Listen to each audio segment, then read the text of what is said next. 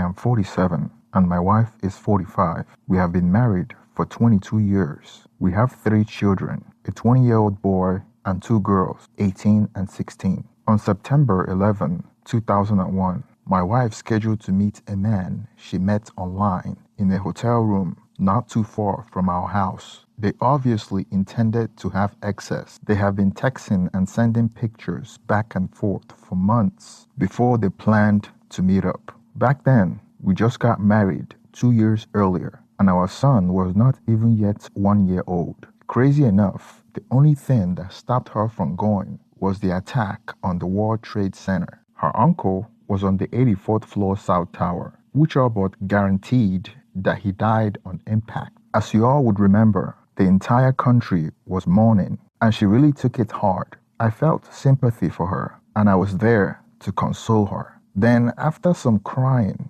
and hesitation, she felt so guilty that she confessed to me what she planned on doing earlier that day, saying that she regretted it and changed her mind. She apologized and showed me proof that it didn't get past the emotional stage, and they haven't reached the excess part yet. Before the confession, I had a gut feeling that my wife was up to something, but I had no clue that she was having an emotional affair. And it shocked me because I thought she wasn't that type of person. She grew up in a sheltered household, wasn't allowed to party or drink or go on dates, and has always felt like she missed out. When we started our relationship, she told me that I was the first guy she's been with, and I believed her. But after her confession on September 9/11, I wasn't so sure. If she would go this far, then what else was she hiding? If it wasn't for Osama bin Laden, she'd probably be in a cheap motel, having excess with a man she met online, and I would never know about it. The fact that she came clean without me having to find out contributed to my willingness to reconcile, contingent on her getting some counseling. Moreover, I saw no proof that she had a physical affair. I remembered how the entire experience crushed me. My world had ended, and I had a son that was not even a year old. The person who I trusted more than anyone else in the world destroyed that trust out of some sense of self-pity. She sought counseling as agreed, was remorseful, and did all the right things. It took a long time, but eventually the pain dissipated and became a memory. Trust, though, is like a sheet of clean white paper. Out of the pack, it is pristine, almost elegant. When it's damaged, it becomes deformed. With infidelity, it's like crumpling it up into a ball. You can smooth it out and it will largely restore, but never to the purity of newness.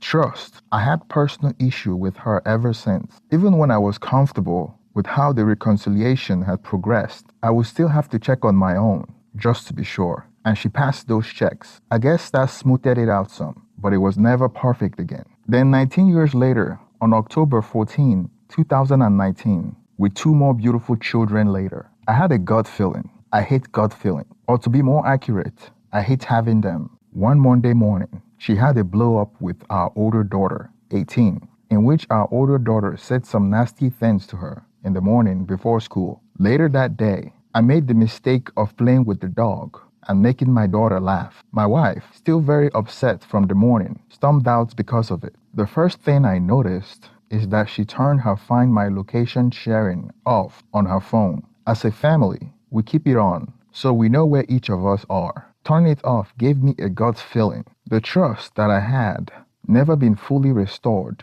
needed a little booster shot of check and verify. So I kept trying to find an opportunity to check her phone, computer, and anything else I thought might be helpful. The next day, we had to take our youngest to the post office to get a passport for a school field trip. She works at my daughter's school, so she drove her there, and I met them there. We both had to be there. She was aloof during the time we waited, saying nothing but walking away every few minutes to do something with her phone. She was texting someone. I made a mental note to try and get her phone and check it out. Usually, she leaves her phone around the house. Lately, she's been taking it with her everywhere. Another punch in the gut feeling. Wednesday, we bought her an iPad to use at work, and I set it all up for her. We talked about it a couple of times prior, so it was no surprise when she said she wanted to do this. This too became a constant carry around the house. One time, she went out and left the iPad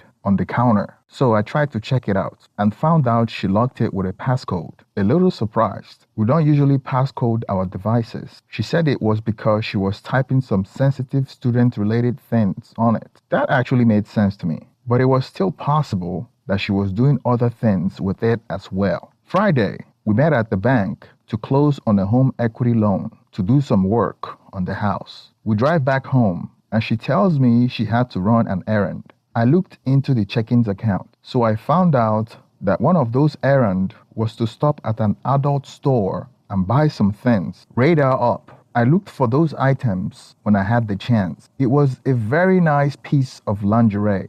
Now, our excess life had been pretty stagnant and virtually non-existent due to her lack of excess drive. She talked to her doctor about it, and I found some websites she had surfed to with information on lack of female excess drive. So this made me curious. Something inspired me. I tried to monitor what I could, and finally, I got the passcode to her iPad while she was out with our daughter. I was checking into it, and a Facebook message appeared from some guy who asked her to send her a picture of her. Now, the app said they weren't friends on Facebook, so I thought maybe it was some random guy. But she responded as if she knew him. The texting became graphically XOR almost instantly. And when he suggested she dropped her daughter off and head over, she said, and I quote, "My stories aren't set up like that," close quote. Instead of hanging on to this information and its source so I could get a clearer picture, I wound up confronting her about it that evening.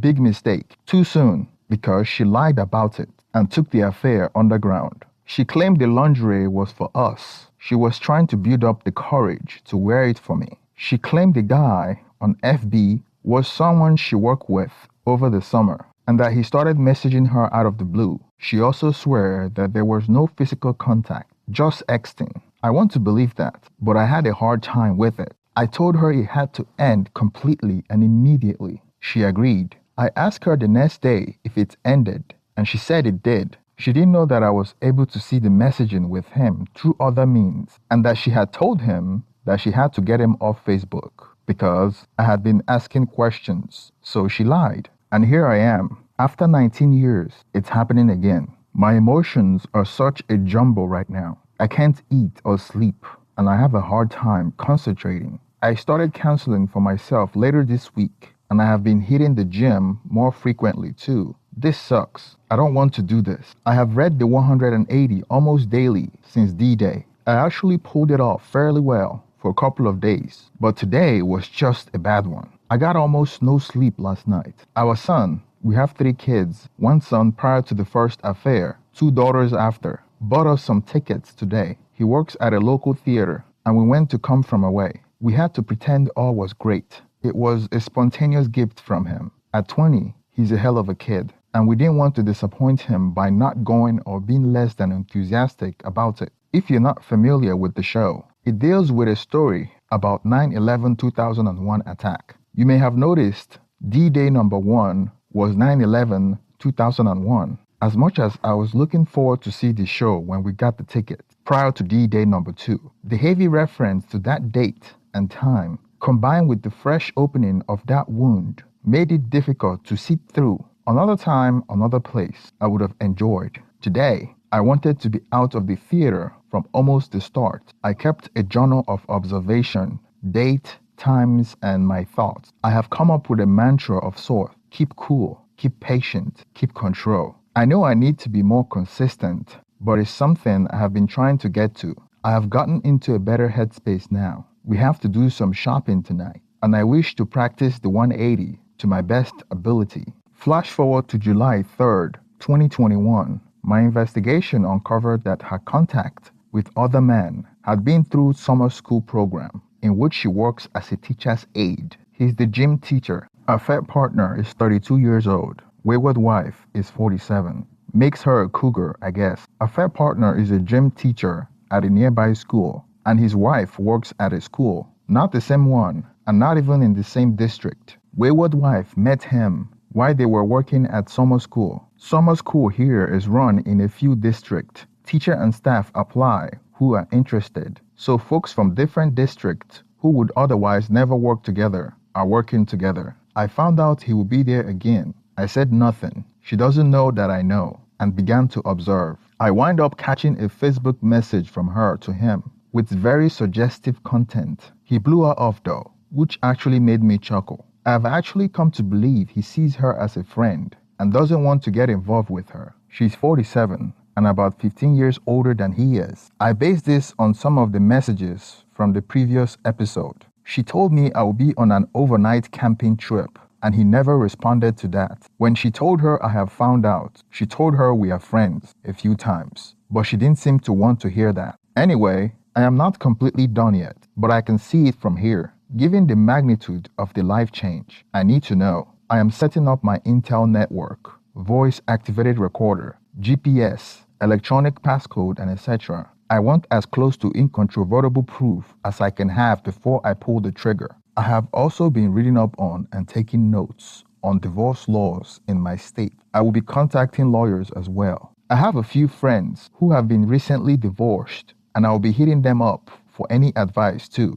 Then I conspicuously collected some DNA samples from my 3 children to make sure that they are mine, just for peace of mind. By far the hardest thing that I have ever done. Regardless of the results, I will love them unconditionally. As to what I'm waiting for, well, I go from F it, we're done, to, well, maybe, often enough, that I know I have to have it hit me in the face hard enough, and it hasn't yet. I also feel like I don't want to put my kids through it, even though they are older, unless it's pretty cut and dry. This is part of me that ghoulishly enjoy hearing her on the voice-activated recorder bitch about the latest development. He unfriended a lot of people in the last days or two. Yes, I snooped there too, and she's not too happy about it. And I know this isn't going to go over well, but she's been going through what I call a midlife crisis over the last year or so. She also lost her mom back in November, and we are having the funeral tomorrow. She's also taking it very hard. 2 days after her mom passed, we lost my dad.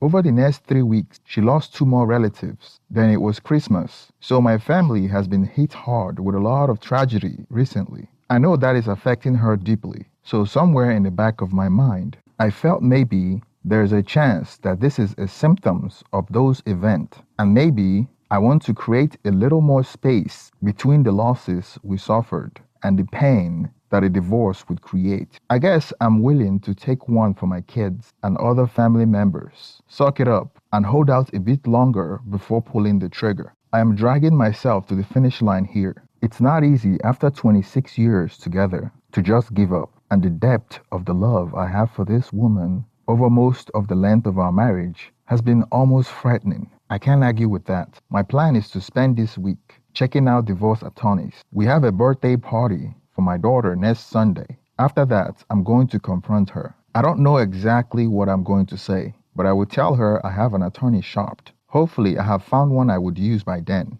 and I'm ready to press the divorce button. While I would love for her to have a come to Jesus moment, I am not willing to continue the marriage after I have collected all the evidence to prove that she's having an affair. February 11, 2022. I have installed a voice-activated recorder in her car. The funny thing is, as I listened to what I caught in the recording and realized what happened, my first inclination was to start mentally noting some effects I was about to feel and how to mitigate them. Sleeplessness, PM, and melatonin will help. Nervous, uncontrollable energy, get back to the gym, lack of appetite, knock off those 5 or so pounds I put back on since getting out of the workout habit. Difficult in concentrating, write everything down. Mentally recite the exact procedure for some common task. I forgot about night sweat until they happened. Then it was, oh yeah, this too. Get a few towels and fresh t-shirts, underwear, and stack them in a pile next to the bed.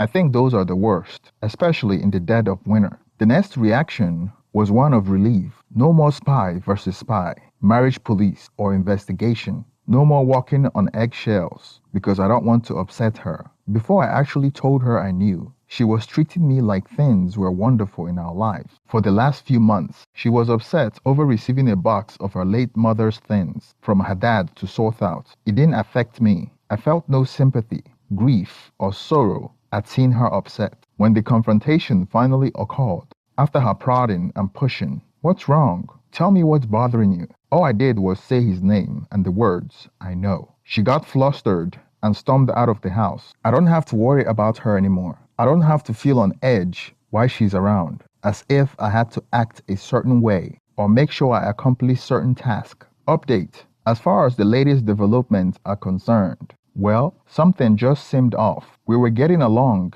a little too well, it seemed. She was almost too nice to me. Things that would normally annoy her suddenly didn't. At first, I thought she was finally happy, but eventually, it nagged at me, and I decided to put on my black sunglasses and trench coat and became the marriage police. I installed voice-activated recorder on her car and got the GPS in there again. I went fishing and I caught something on my first cast. The recording contained 2 phone calls. The first was of him, and she was driving out to meet him. They wound up in a church parking lot. Really? For about 40 minutes. She went to his car, so I was spared having to listen to that. The next call was to her sounding board friend, who lives halfway across the country. If the call to him wasn't enough, and I have no doubt I could have found wiggle room in that if I really wanted to keep my blinders on, then the call to her sealed the deal. The conversation that eventually happened between us was familiar story here. Primarily, gaslighting and blame shifting. Apparently, her affair was my fault because she resents things she never got to do in her life. She didn't go to college or have a wild single life before we got married. And of course, it's my fault, and she resented me for it. I told her I refused to accept her idea that her affair was my fault, and I had told her a while ago that if she wanted out, then let's end it, and she chose to stay. So no, this is all about her. I will accept some responsibility for not being the perfect husband, but I certainly wasn't married to the perfect wife. I certainly didn't deserve this. So I'm calling a few divorced friends for attorney recommendation and any strategic advice that they might have. I am finally ready to end it. I have finally learned my lesson. My wayward wife has shown she doesn't deserve what it takes to reconcile, and I don't want to sign up for another affair in a few months or years. So I'm joining the divorce side. Is there any secret handshake or something I should learn? I am still in the whirlwind of emotion. I have punched a wall. No damage to me or it, thankfully. Screamed F her at the top of my lungs in the house. Nobody else was home, thankfully. And broke down sobbing to my best friend on the phone when he called to see how I was doing. I fantasized about some magical reconciliation that can suddenly happen to her. Would it be so bad if we could stay together? Maybe if I tried a little harder, she would be happy. My head knows this is BS, and the divorce is the right move. I have said it to my mom, the friends I have talked to about this, and myself many times. This last couple of days since D-Day, we have mostly avoided each other, and I missed her terribly. We used to text each other during the day from work, touching base and sharing a bit of our day. She would call me on a break and chit-chat. There were random hugs and kisses at home. All that has stopped, and as I said, we stay away from each other in the house. She's been sleeping on the couch instead of the bed. One of my simple pleasure in the morning was to gently wake her up when our alarm went off by rolling over and rubbing her back or arm and whispering, "Hey honey, it's that time," which was always followed by an almost inaudible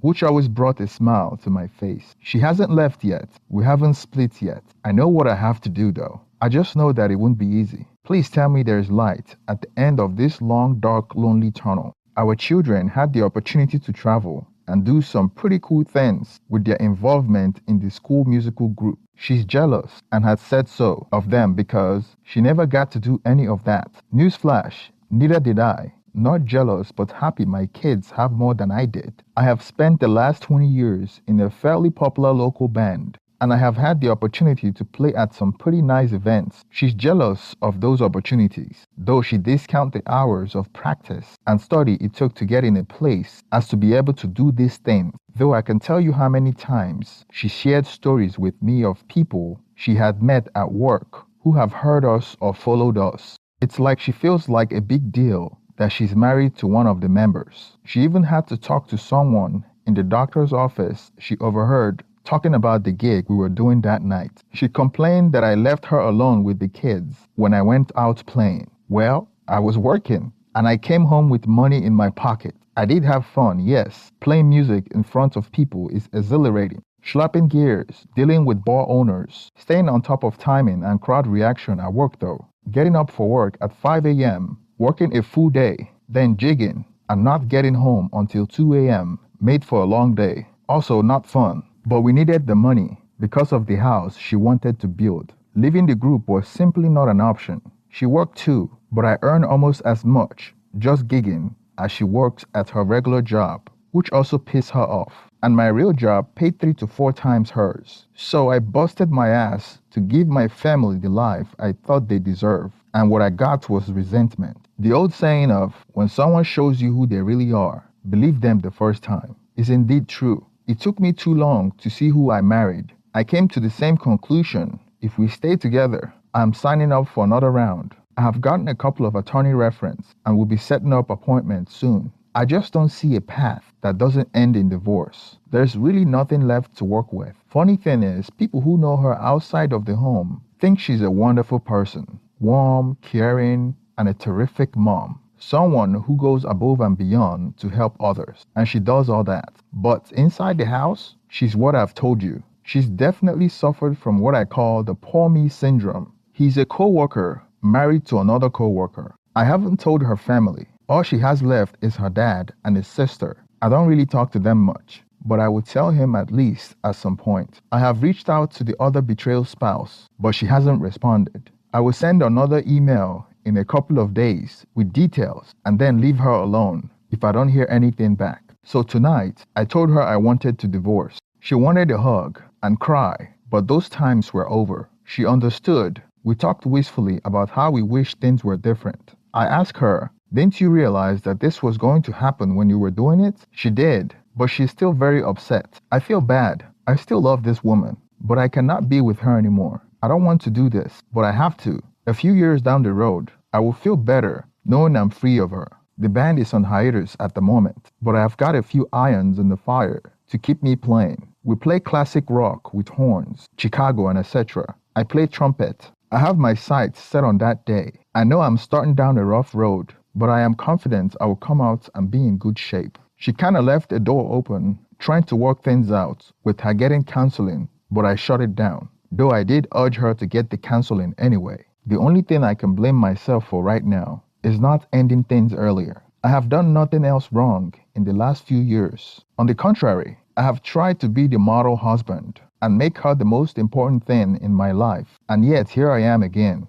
I keep having these thoughts about how much I want to keep my marriage. But then I remember why I can't. It's a sad thing, really. And as much as anything else, shows me that I am in fact ready to let go.